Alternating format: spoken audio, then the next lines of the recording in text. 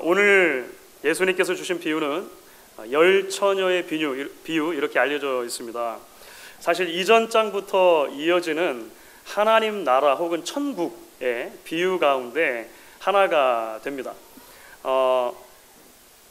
사실 마태복음 24장과 25장에는요 비슷한 내용인 것처럼 보이는 그 비유들이 6개, 적어도 6개 정도가 등장을 합니다. 그런데 그 모든 하나님 나라 비유들의 핵심 주제가 있다면 그것은 한마디로 제자도 이렇게 이야기를 할 수 있습니다. 제자도.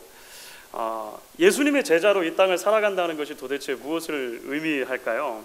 그것은 바로 우리가 이 땅에 발을 딛고 살아가지만 영원한 시민권이 하늘에 있는 하나님 나라의 백성으로 살아간다는 것입니다. 이게 제자도의 굉장히 중요한 핵심이 됩니다. 그렇기 때문에 우리가 제자도를 이야기할 때 그것을 조금 더 풀어서 설명하면 이렇게 이야기할 수 있겠죠. 결국 예수님의 제자인 저와 여러분들이 오늘 바로 지금 우리의 삶의 자리에서 어떻게 천국 백성답게 살아갈 수 있느냐, 그렇죠? 이것이 바로 제자도의 문제라고 이야기할 수 있는 것입니다. 이런 진리를 보다 효과적으로 가르쳐 주시기 위해서 오늘 예수님께서는요 유대인들에게 너무나도 익숙한 유대인들의 결혼 문화, 결혼 관습을 이제 배경으로 깔고 비유를 우리에게 주시는 것입니다. 당시 결혼은 저녁 시간 혹은 좀 더 늦은 밤중에 이루어졌습니다. 그런데 결혼 예식 자체가 크게 두 단계로 이루어져 있어요. 하나는 뭐냐면 신랑이 자신의 부모님의 집을 떠나가지고 신부 집으로 가서, 그러니까 신부 집으로 이렇게 가는 것입니다.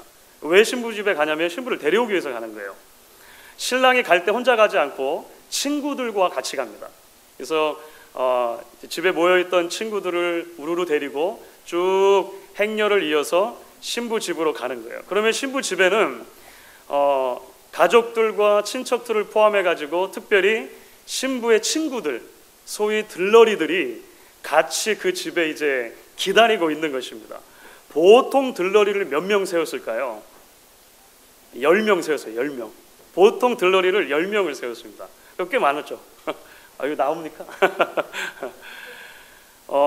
그렇게 해가지고 이제 기다리는데 보통 이제 밤에 이루어지니까 신부 집에 모여 있는 사람들은 저마다 등불을 하나씩 가지고 있습니다. 그러니까 등을 환하게 밝혀두고 이제 신랑의 그 행진을 기다리고 있는 것입니다. 당시에 등불이라고 하는 것이 뭐 복잡한 것은 아니고요. 이렇게 둥그렇게 생긴 컨테이너에 기름을 담고 거기에다가 헝겊으로 심지를 넣어가지고 불을 붙여놓은 거예요. 여분으로 기름통을 가지고 있으면 이제 보통 그 등불을 뭐 서너 시간, 몇 시간까지도 밝힐 수가 있기 때문에 효과적인 그런 이제 장치였던 것이죠. 오늘날처럼 이렇게 결혼식이 6시입니다, 결혼식이 7시입니다 이렇게 정해놓게 하는 게 아니잖아요. 그러니까 사실은 신랑이 언제 올 줄 몰랐습니다. 그러니까 되게 늦어지는 경우가 많았어요. 신랑의 아버지가 이제는 신랑이 가도 되겠다, 우리 집이 예식을 할 준비가 되었다라고 생각하면 보내는데 그 시간이 언제 될지 모르는 것입니다. 그래서 늦어지는 경우가 빈번했다라고 하는 것이죠. 어쨌든 그렇게 해가지고 신랑과 친구들이 신부집에 도착합니다. 그러면 인사를 하고 그 다음에 신부집에 있었던 모든 하객들을 다 인도해서 데리고 다시 어디로 가요? 신랑 집으로 다시 가는 거예요. 신랑의 아버지 집으로 다시 가는 겁니다. 다시 가면 이제 거기에 예식을 할 수 있는 시설들이 마련되어 있고 비로소 결혼식이 이어지고 그 다음에 결혼식 이후에 잔치가 이제 이어지는 것이죠. 잔치는 보통 한 7일 정도를 했습니다. 결혼식 잔치를 계속 한 거예요. 계속 이렇게 한 것입니다.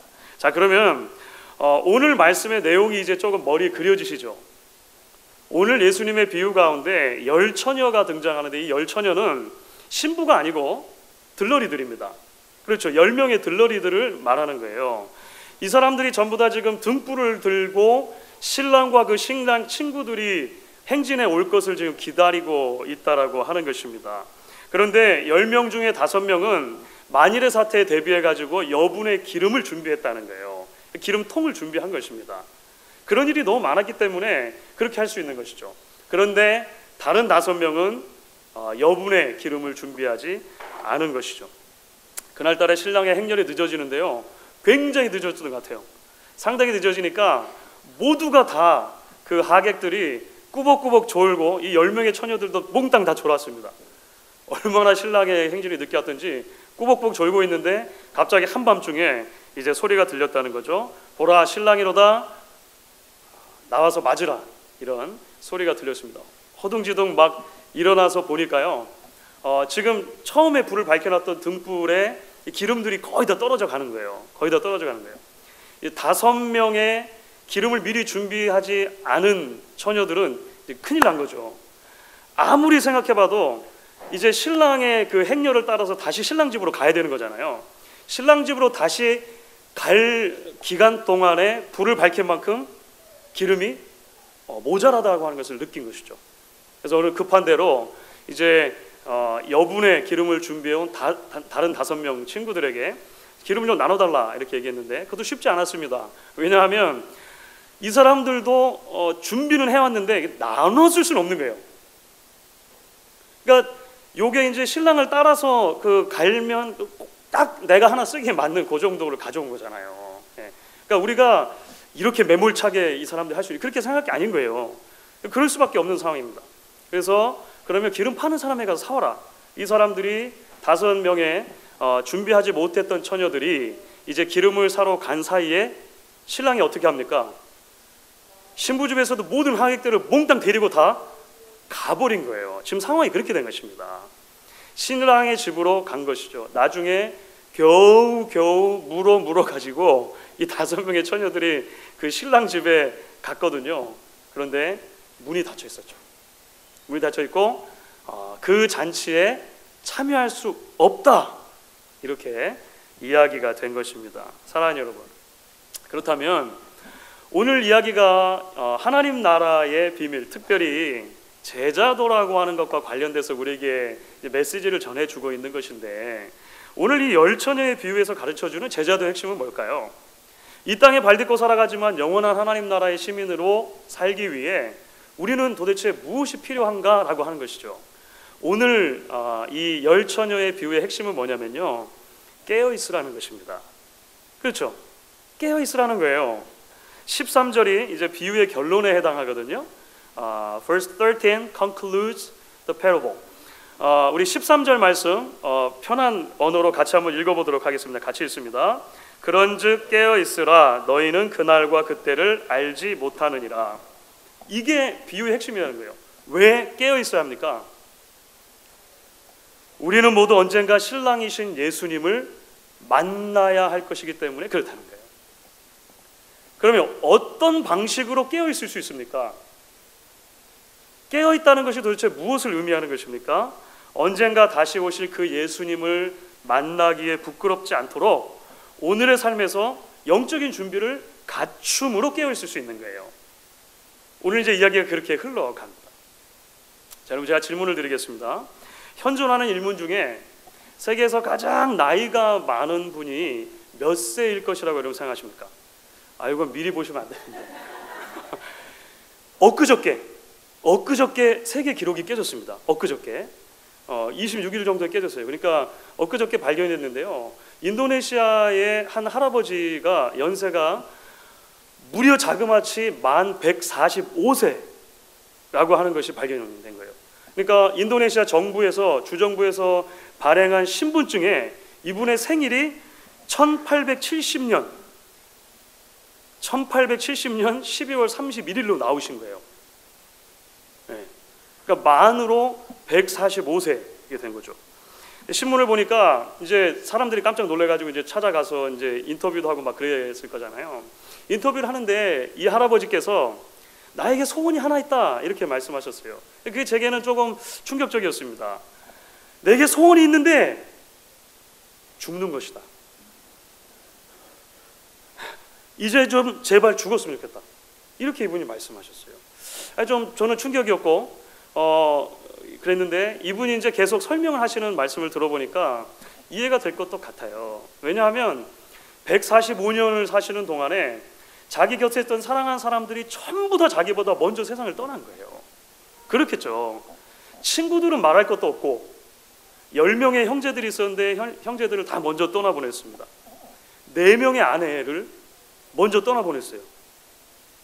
4명의 아내를 먼저 떠나보냈고 심지어 자신의 모든 자식들도 자기보다 먼저 다 세상을 떠난 거예요.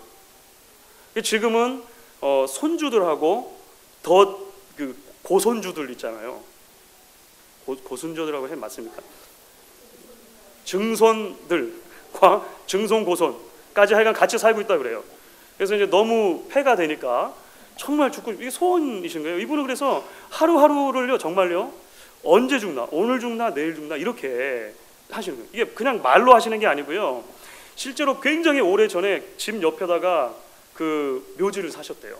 그리고 그 묘지의 비석을 미리 써놓으셨는데 언제 써놓으셨냐면 25년 전에 25년 전에 120세가 되셨을 때 야, 이제 안 되겠다. 그래가지고 써놓으셨는데 지금 145세가 되신 것입니다. 사랑하는 여러분, 제가 오늘 말씀을 준비하면서 이 할아버지의 그 소원이라고 하기도 참 안타까운데 그 소원에 대한 이야기가 좀 떠올랐습니다. 사실 싫든 좋든 모든 사람들은 죽음을 기다리며 살게 돼 있죠. 그렇죠? 그런데 성도들에게는요 죽음을 기다린다고 하는 것이 곧 다시 만날 예수님을 기다리고 기대하는 것과 연결되어 있습니다. 그렇죠? 그래서 그 기다림은요 단순하게 하루하루 죽는 날을 기다리며 아무런 의미 없이 보내는 것이 아니라 오히려 예수님을 만나기 위해서 고대하며 기다린다는 건요 나의 매일매일의 삶 가운데서 그 예수님을 다시 만났을 때 부끄럽지 않도록 적극적으로 하루하루를 기다린다는 의미가 포함되어 있는 것이죠. 그렇죠? 그냥 날짜를 꼽는 것과는 전혀 다른 문제라고 하는 것입니다. 그게 오늘 본문 가운데 깨어있으라고 하는 의미예요. 깨어있다라고 하는 것은 그냥 졸지 말라는 의미 정도가 아니고 오늘 본문 가운데는 그래서 준비하고 있으라 라고 하는 의미가 훨씬 더 많은 것입니다. 신랑 되신 예수님이 오실 건데 그 예수님을 만났을 때 부끄럽지 않도록 기름이 떨어져 가지고 부끄러움 당하지 않도록 미리 준비하고 있으라 라고 하는 의미라고 하는 것이죠. 그렇다면 여러분 우리가 좀 더 구체적으로 어떻게 그렇게 준비하고 있을 수 있을까요? 어떻게 깨어있을 수 있을까요? 첫 번째는 이렇게 이야기할 수 있을 것 같습니다. 하나님과 바른 관계를 유지하는 것입니다.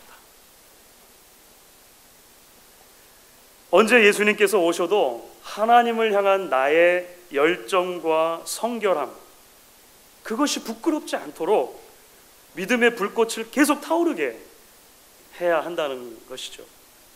얼마 전에 한 성도님 집을 방문했는데 이런 말씀을 하셨습니다. 저는 집에 손님이 오시는 게 너무 좋습니다. 왜냐하면 그래야 좀 청소도 하고 액자가 떨어져 있던 것도 계속 밀어뒀는데 그래야 좀 그것도 달고 이런 얘기를 하세요. 거꾸로 말씀드리면 뭡니까? 평소에는 손님이 올 때처럼 그렇게 늘 긴장하고 살기가 힘들다는 거죠. 아마 10대 자녀들을 키워보신 분들이라면 다 공감하실 것입니다. 10대 자녀들이 있다면요 자녀들 방에 들어갈 때 절대로 갑자기 확 문을 열면 안 돼요. 그러신 분들 계십니까? 그러셨다가 이렇게 혼자 뭘 하고 있을지 어떻게 압니까? 그러니까 서로 무안하고 서로 어색한 상황이 되지 않으려면 미리 노크를 하고 야, 아빠 엄마 이제 들어간다 이 해놓고 들어가야지 가정의 평화가 유지되는 것이죠. 거꾸로 하면 뭡니까? 이게 항상 아빠 엄마가 나를 지켜보고 있다 생각하면서 하는 게 이게 쉽지 않은 거예요. 쉽지 않은 것입니다. 우리 삶에서는 그럴 수 있는 것이죠. 그런데 여러분 영적으로는 그렇지 않습니다.